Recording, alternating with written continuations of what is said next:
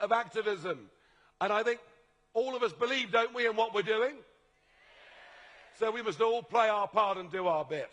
But one of the counter-arguments, well, there are two.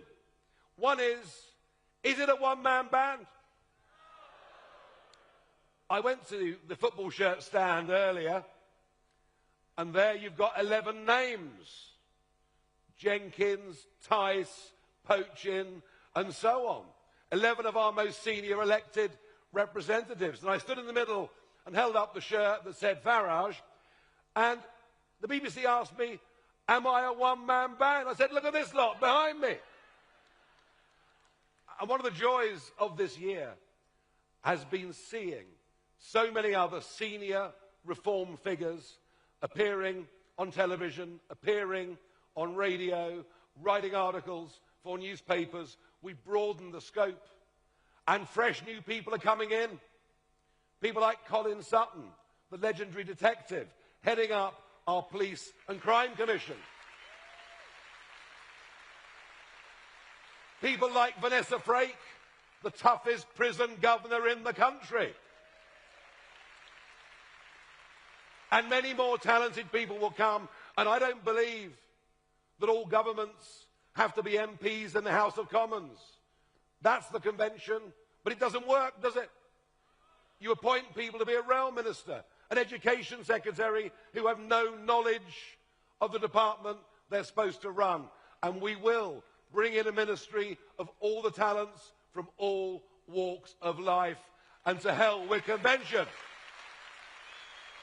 But that brings me on to the other argument where I will admit we have some weakness. And that is that none of our senior figures have ever been in government before. Oh, we're beginning to see already, through the county councils that we run, certain obstructions from the civil service being put in our way. And I imagine if we win the next election, we may face similar barriers to the kinds of real change that this country needs. So we need experienced people. We need people who have been in government. We need people who understand just how the system works and what the difficulties are. We need people with experience.